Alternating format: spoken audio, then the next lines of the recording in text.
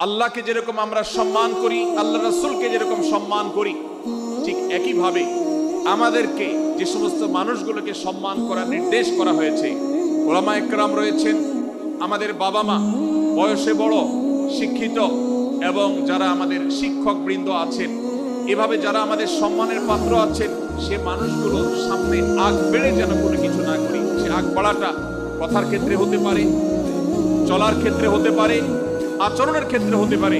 এই শিষ্টাচারের শিক্ষা সূরা হুজরাতের প্রথম আয়াতে আমাদেরকে দেওয়া হয়েছে। প্রিয় ভাইরা আমার, আমাদের সমাজে আজ যে সমস্ত ভালো গুণের দুর্ভিক্ষ চলছে, ক্রাইসিস চলছে, অভাব চলছে, এর মধ্যে অন্যতম হলো আজ শিষ্টাচারের অভাব। আমাদের সমাজের চতুর্দিকে আপনি দেখতে পাবেন পরিলক্ষিত হচ্ছে। আমাদের শিশু থেকে নিয়ে কিশোর, যুবক থেকে নিয়ে মধ্যবয়স্ক সকল শ্রেণী মানুষের মধ্যে আজ আদব এবং শিষ্টাচারের ভয়াবহ অভাব আমরা দেখতে পাচ্ছি। বিশেষ করে পশ্চিমা সংস্কৃতিকে আমাদের এই স্বদেশে, আমাদের এই মুসলমানদের সমাজে জোর করে পুশ করাবার, সে সমস্ত এজেন্ডাকে বাস্তবায়ন করবার যে প্রচেষ্টা এদেশের এক শ্রেণীর মানুষকে করতে দেখা যায়, তারা এদেশের সমাজের খাঁজে বাজে থাকা ইসলামের কৃষ্টি, কালচার এবং সংস্কৃতিগুলোকে ধুয়ে মুছে পরিষ্কার করবার জন্য শত সহস্র উদ্যোগ নিয়েছে। আমাদেরকে কোরআনের শিক্ষা ধারণ করে, কোরআনের শিক্ষাকে প্রচার করে, কোরআনের শিক্ষাকে প্রতিষ্ঠিত করে ব্যক্তির মধ্যে, ঘরে, পরিবারে, সমাজে, রাষ্ট্রে, সংবিধানে, আইনে, সংসদে, সর্বত্র কোরআনের শিক্ষাকে বাস্তবায়ন করে সেই সমস্ত ভিনদেশী অপসংস্কৃতি চাপিয়ে দেওয়ার ষড়যন্ত্রকে মোকাবেলা করতে হবে ইনশাআল্লাহ। ভাইরা আমার, আর সেজন্য সূরা হুজরাতের এই শিষ্টাচারের শিক্ষা আমাদের জীবনে খুবই গুরুত্বপূর্ণ। আমরা যখনই কোনো সম্মানীয় ব্যক্তির কাছে আমরা থাকব, তাদের কথার উপরে কথা বলা, তাদের সাথে তর্ক করা, তাদের সামনে আগ বেড়ে কথা বলা, এমনকি তারা যখন চলবেন তাদের সামনে সামনে হাঁটা, এই সবগুলো কোরআনের এই শিষ্টাচারের যে শিক্ষা আছে এর পরিপন্থী। প্রিয় নবী সাল্লাল্লাহু আলাইহি সাল্লামের সময়কার একটি ঘটনা। এক ব্যক্তি তার বাবার সাথে হেঁটে যাচ্ছিলেন, বোঝা যাচ্ছিল না যে তাদের মধ্যে বাবাকে সন্তানকে। অনেক সময় বাপ সন্তানের বাহ্যিকভাবে দেখে বোঝা যায় না, এরকম কোনো কোনো ক্ষেত্রে হয়। জিজ্ঞেস করা হলো তাদেরকে, তোমাদের মধ্যে বাবাকে সন্তানকে? বলা হলো যে অমুক বাবা, অমুক সন্তান।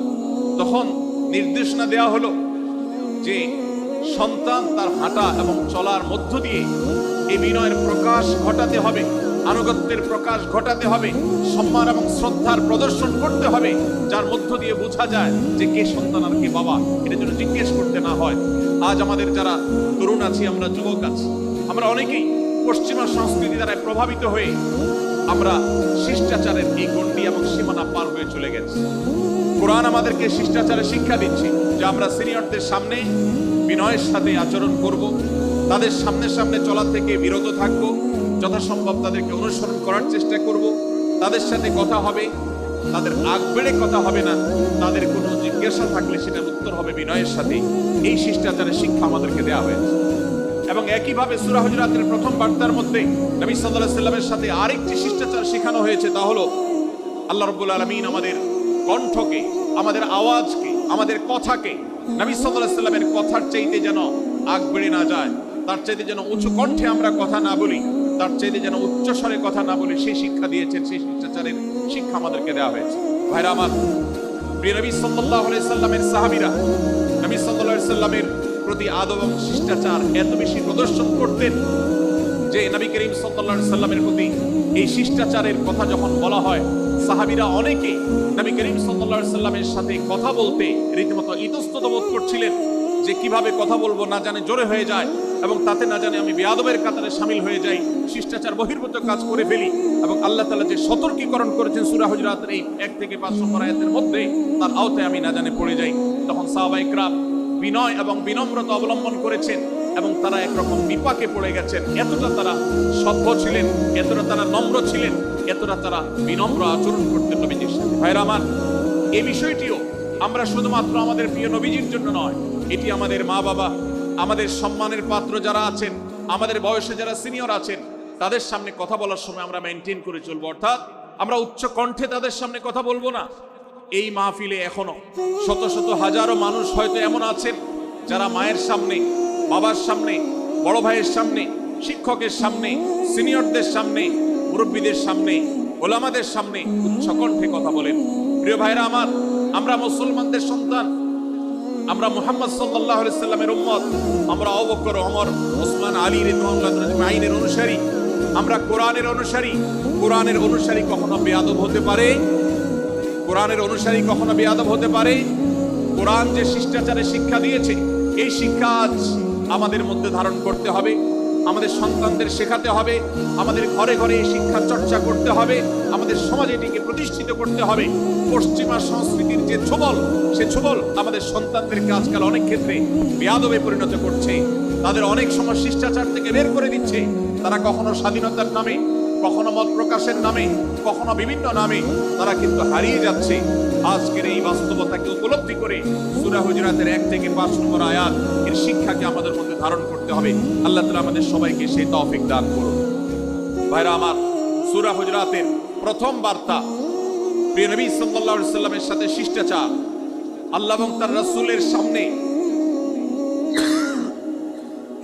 আল্লাহ এবং তার রাসূলের সামনে আগ বেড়ে কোনো কথা না বলা, আগ বেড়ে কোনো আচরণ না করা, এটা তার প্রতি শিষ্টাচারের অংশ।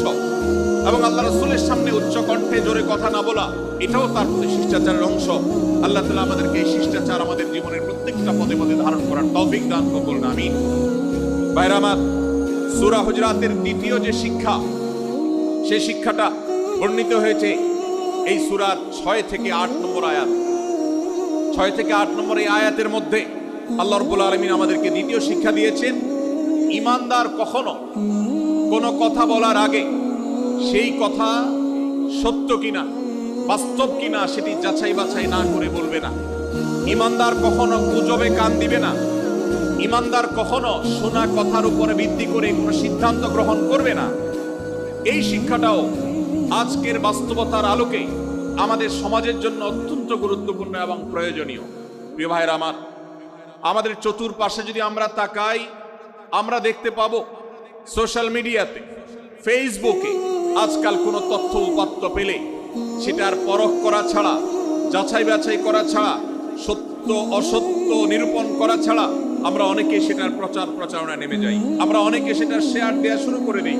আমরা অনেকে এটার উপর ভিত্তি করে অনেককে নিন্দা মন্দ করা শুরু করে দেই।